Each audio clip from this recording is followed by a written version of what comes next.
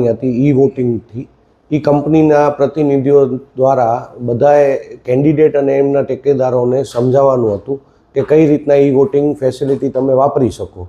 તેના અંદર ઘણા બધા વાદ વિવાદને આક્ષેપો થયા હતા.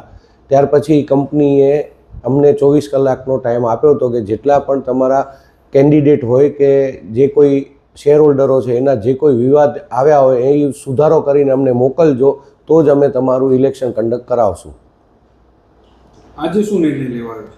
આજે સવારે બધા કેન્ડિડેટોને અમે 10 વાગે બોલાવવામાં આવ્યા હતા SRO ઓફિસમાં, અને ત્યાર પછી અમારા કંપની સેક્રેટરીને લીગલ ઓપિનિયન જોડે ઓપિનિયન લેવા માટે અમારું મેનેજમેન્ટ ગયું હતું.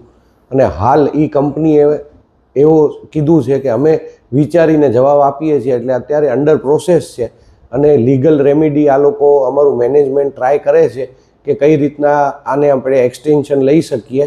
કારણ કે વિવાદ ઘણા બધા લેવલ ઉપર ગયા છે, જેમાં સાયબર ફ્રોડની પણ ફરિયાદો આવેલી છે કંપની જોડે. અલગ અલગ કેન્ડિડેટ દ્વારા પણ ઘણા બધા ઈમેલમાં ફરિયાદો આપી છે.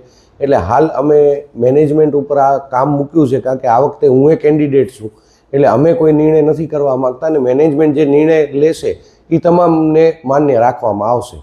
અત્યાર સુધી તો એવું કહી શકાય કે પોસ્ટપોન કરી દેવાયું છે, રદ કરી દેવાયું છે. હા, અત્યાર સુધી તો એવું જ ગણાય, કારણ કે હાલ તમે જોવા જાઓ તો આશરે 1:30 વાગી ગયો છે ને હજુ સુધી કોઈ ક્લિયરિટી કંપની કે કંપનીને જે એજન્સી જોડે ટાઈઅપ હતું ઈ વોટિંગનું એણે કોઈ જવાબ નથી આપ્યો. તો હાલ ક્રેડેન્શિયલ આવી જવા જોઈતા હતા, આઈડી પાસવર્ડ બધાને, જે હજુ સુધી નથી આવ્યા. અને મેં મારી રીતના કંપનીની વેબસાઇટ ઉપર સર્ચ મારતા ખબર પડી કે અમારી કંપનીનું જે નામ એમના લિસ્ટમાં હતું આવતીકાલના ઇલેક્શન બાબતમાં, એ લોકોએ લિસ્ટમાંથી અમારી કંપનીનું નામ ઉતારી દીધું છે. એનો મતલબ કે હાલ એ ઇલેક્શન આવતીકાલે શરૂ થાય એવું મને નથી લાગતું. हो रही थी उसके बाद कुछ लोगों ने डायरेक्टर भी उम्मीदवार भी थे और दूसरे भी थे, उन लोगों ने जो है बात को समझने के बदले में जो हमारे इलेक्शन ऑफिसर है मावजी भाई, उनकी साथ भी बहुत बहसबाजी की, और जो एजेंसी है उसके प्रतिनिधि से भी जो है बराबर उन्होंने वर्तन नहीं किया. इसके कारण उनको भी जो है वो नाराजगी हुई.